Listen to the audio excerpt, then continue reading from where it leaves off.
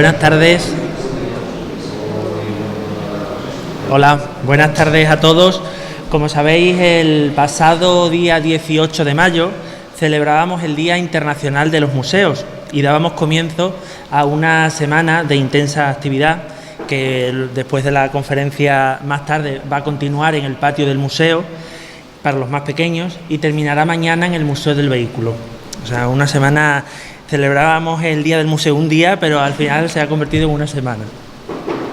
El lema que el Consejo Internacional de Museos propone para este año es el poder de los museos, como lugares incomparables de descubrimiento, objetivo que a nuestro juicio estamos consiguiendo a través de esta programación que iniciaba el miércoles con un ciclo de conferencias muy diversas e interesantes. Hoy es un honor cerrar este ciclo dando la bienvenida al tercer y último invitado, a José Luis Díaz Reyes, y su ponencia Patrimonio Olvidado de Extremadura. José Luis Díaz es un extremeño de Almendralejo, historiador del arte, gestor cultural y secretario de Guazdu Co, cooperativa de iniciativa social sin ánimo de lucro que pretende generar un impacto positivo en el medio rural. Cuenta con una amplia experiencia en el ámbito de la cooperación, la economía social y las industrias creativas. Fundador de la plataforma Arte en Ruinas y autor del libro Arte en Ruinas, Guía del Patrimonio Olvidado de Extremadura. Actualmente se encuentra trabajando en visibilizar el patrimonio olvidado y dañado de Extremadura, promoviendo su recuperación y valorización. Queremos agradecerte, José Luis, que estés hoy aquí para poner en el mapa ese patrimonio que tenemos en Extremadura, en ocasiones castigado, y sobre todo felicitarte por esa labor, la de sensibilizar al que te escucha y crear esa conciencia para que entre todos podamos poner soluciones realistas al deterioro de nuestra herencia cultural, como ocurre en muchas ocasiones. Reitero nuestro agradecimiento a ti y al resto de ponentes que han participado durante estos días en la celebración del Día Internacional de los Museos y a la Asociación de Amigos del Museo por su colaboración. Sin más, damos paso a la presentación, agradeciendo a los que estáis aquí presentes que hayáis decidido venir. Muchas gracias.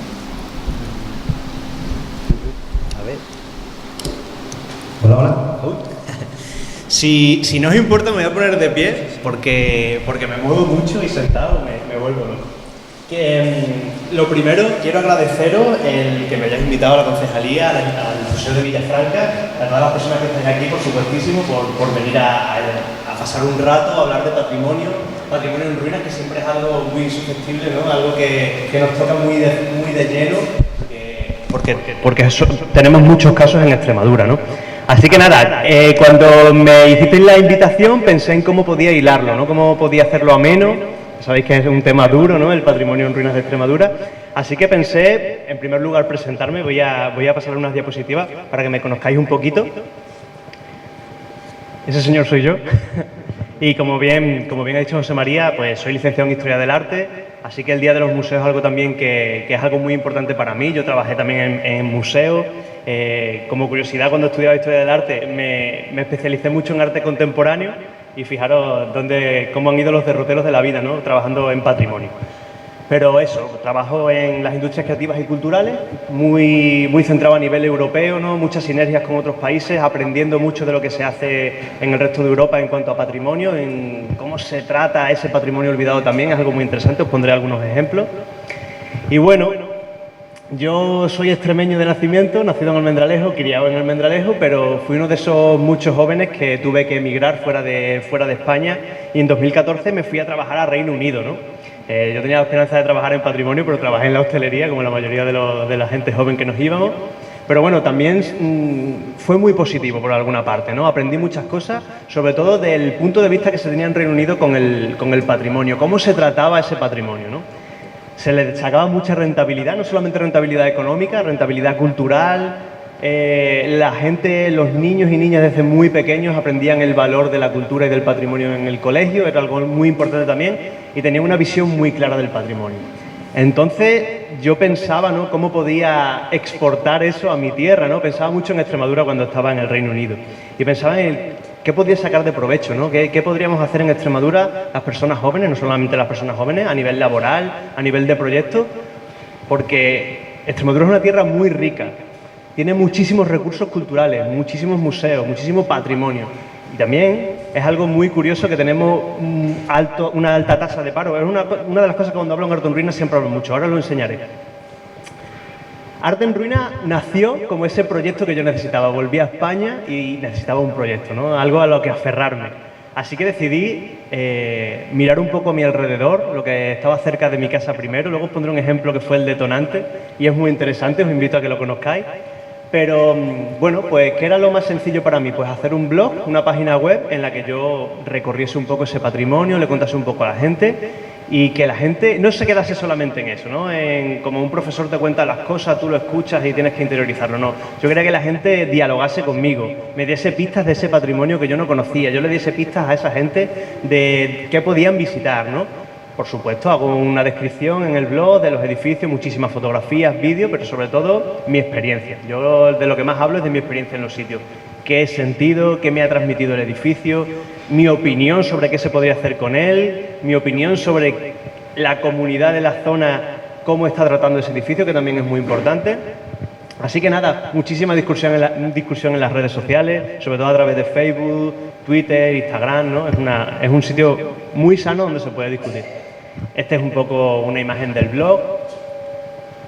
Y esta es la situación que yo me encontré en Extremadura cuando yo volvía de Reino Unido, ¿no? Que sinceramente no dista demasiado de la que tenemos ahora. Alta tasa de paro juvenil, mucha emigración, ¿no? Por parte de la gente joven, pero eso, como cosas chocantes, un número de infraestructuras brutales. Muchísimos museos, bienes de interés cultural, zonas arqueológicas, sitios históricos, ¿no? Y muchísimo patrimonio en ruinas. Yo, al principio es algo que como que no te das cuenta, ¿no? Y en cuanto eres consciente y haces el clic, empiezas a ver edificios en ruinas por todas partes. Yo ya me sueño con ello. Y por esa parte quería darle un enfoque un poco distinto, ¿no? Lo que os decía, no solamente contarle a la gente cómo es el edificio, la planta, la fachada, sino contarle un poco mi experiencia, ¿no? El audiovisual, algo muy importante, ¿no? Yo también trabajo mucho en el audiovisual, en el vídeo y en la fotografía, entonces pues es un recurso muy bueno para la gente que no puede visitarlo o quiera tener una referencia antes de ir a conocer el patrimonio. Y bueno, como aprendizaje continuo, desde que volví a España he trabajado mucho fuera e he intentado aprender mucho de muchos sitios. En el año 2017 estuve en Croacia, en Zagreb, haciendo un mapeo de Extremadura, luego os enseñaré un poco y os pasaré los enlaces si os interesa de este patrimonio. Esto también en Siracusa, en Sicilia, también estudiando un poco el patrimonio italiano, esa forma tan particular que se tiene en Italia de tratar al patrimonio, que a nosotros a veces nos choca un poco, pero que es muy interesante también. Estuve también en Portugal y aquí os pongo algunos ejemplos. Esto es Croacia y os pongo unos ejemplos muy visuales porque me llaman mucho la atención. El primero de todos es el castillo de Rivnik, está en una zona muy rural, un castillo súper medieval, algo muy parecido a lo que nos podemos encontrar en Extremadura. Y luego, en contraposición, este edificio. Este es un edificio que está en el centro de Zagreb y es un edificio relativamente moderno, creo que era de finales del 19, y fue tiroteado en la guerra de los Balcanes. Y en el centro, en el patio, cayó un morterazo, el edificio quedó prácticamente inutilizado y hubo un gran debate cuando terminó la guerra sobre qué se debía hacer con ese edificio. Y decían, una parte de la población decía que se tenía que hacer un museo de la guerra, de lo que había pasado, ¿no?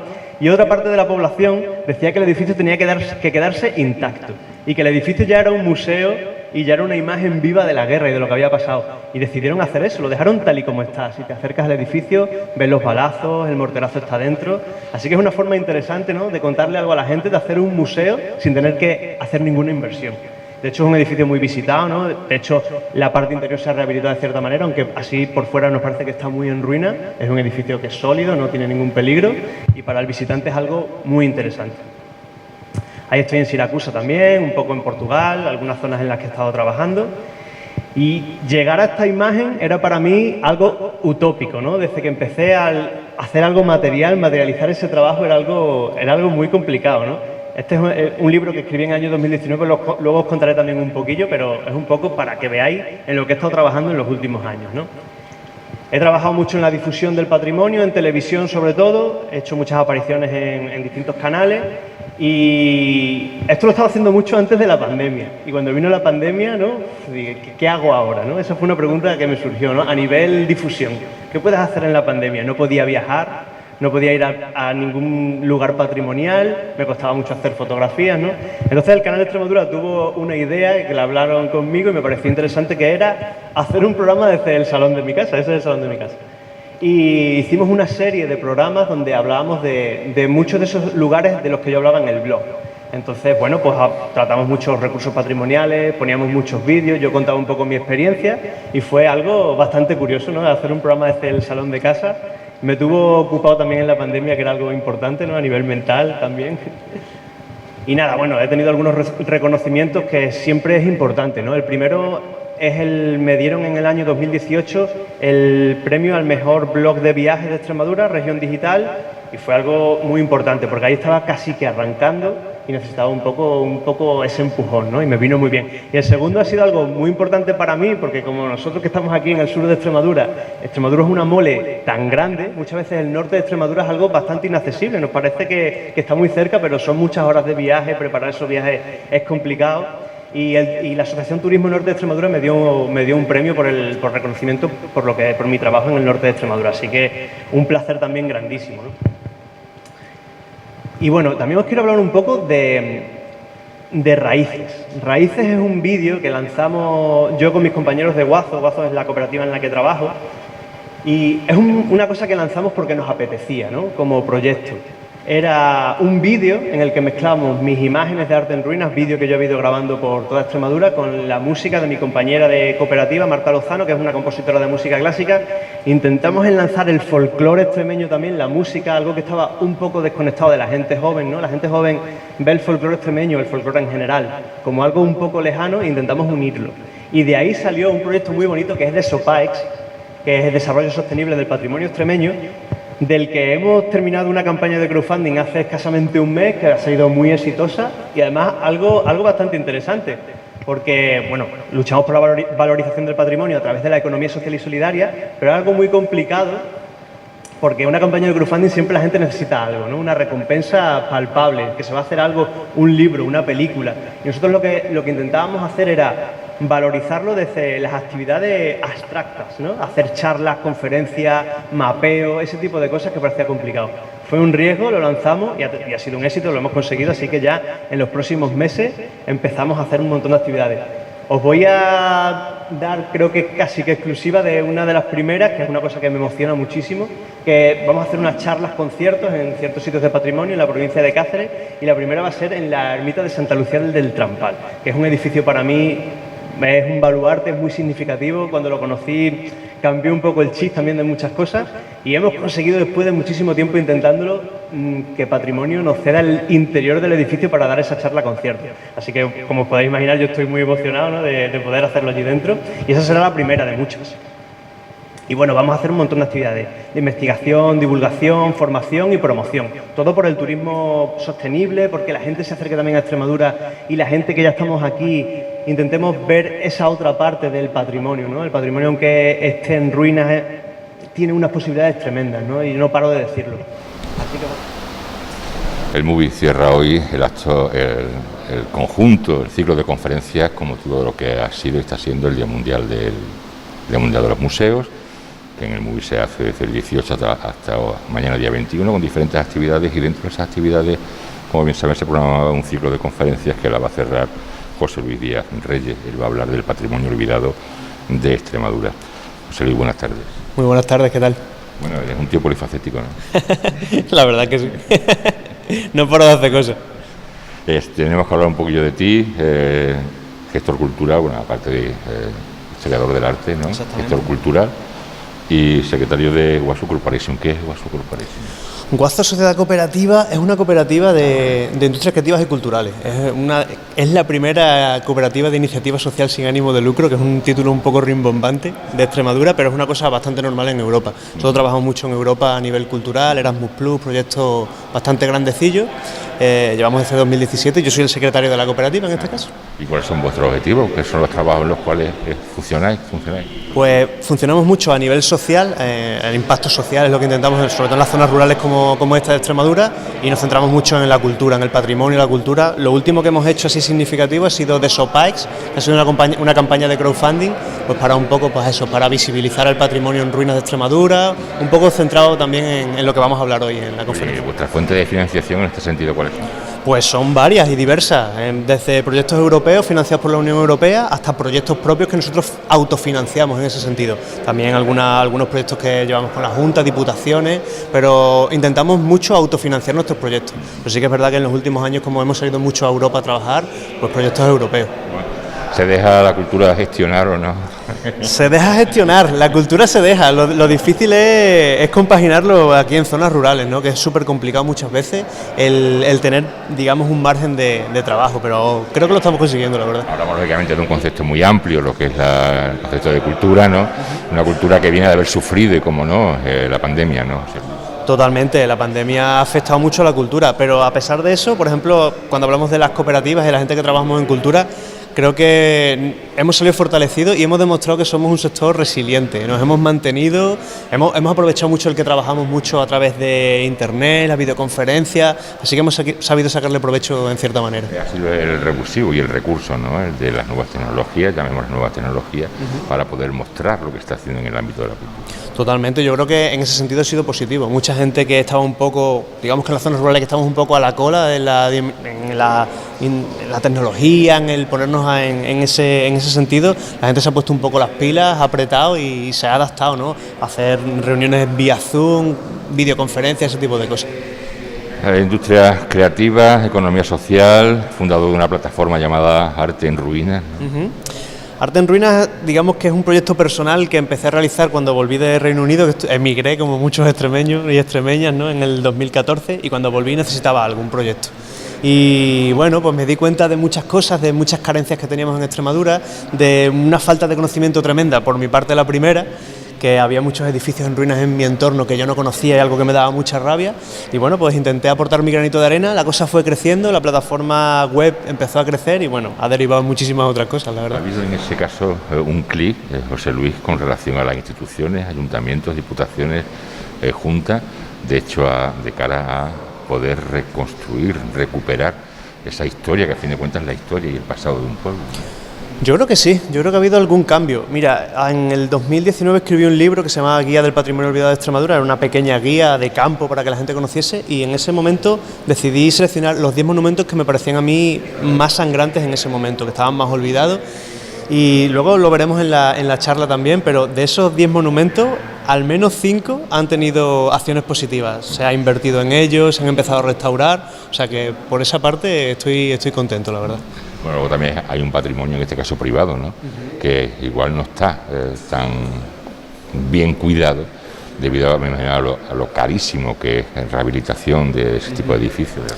Exactamente, es difícil, ¿no? Compaginar lo privado y lo público, hasta dónde podemos llegar, ¿no? Hasta dónde están las obligaciones de la persona que posee patrimonio y hasta dónde puede llegar lo público en ese sentido.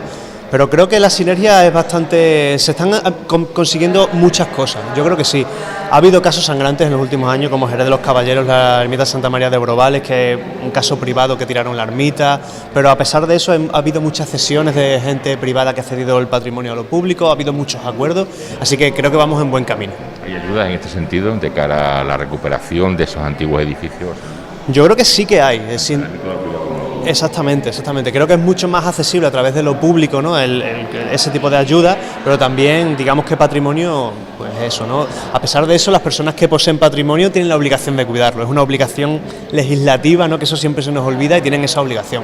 Pero hay muchas maneras de hacerlo. Se puede ceder el patrimonio, se pueden hacer concesiones, se puede hacer muchas cosas para... Desgraciadamente sale mucho más barato meter una máquina que rehabilitar un edificio. Totalmente, y ya no solamente rehabilitar, sino conservarlo, ¿no? De alguna manera no dejar que se caigan, ¿no? Cuidándolos poco a poco y haciendo un trabajo paulatino, se ahorra mucho dinero y se ahorran muchos disgustos también. Sí, porque claro, tú lo preparas, pero después hay que cuidarlo, evidentemente. Claro. Exactamente. Es mucho más sencillo digamos, la conservación que la restauración, ¿no? La restauración ya siempre es algo polémico porque es una inversión bastante importante, depende de cada caso, ¿no? Pero la conservación es algo que se puede ir haciendo muy poco a poco. En este caso hay muchas trabas a nivel institucional, a la hora de un particular, por ejemplo, quiera actualizar, poner en valor un determinado edificio con el que cuenta dinero. Hay muchas trabas en este sentido, el patrimonio se mete mucho en ese sentido. Es complicado, pero yo creo que no hay demasiadas trabas. De hecho, hay muchas ayudas, hay muchas maneras de colaboración. Lo que sí está claro es que las trabas vienen cuando el patrimonio está poco cuidado, ¿no? Cuando ya sí que se interviene. Pero yo creo que no, yo creo que se pueden llegar a entendimientos de una manera bastante sencilla, la verdad. Lo único que hay que explorar las posibilidades. Y ahora mismo hay muchísimas posibilidades. De hecho, en Extremadura no es una cosa muy habitual, pero por ejemplo en Castilla-La Mancha, Hispania Nostra y en Castilla-León está consiguiendo hacer muchas campañas de crowdfunding donde el pueblo se involucra, pone dinero, ¿no? Y se recuperan edificios de una manera comunitaria, social, que es un poco distinta, la verdad. Aparte de la España olvidada y abandonada y abandonada que se pierde, ¿no? Totalmente.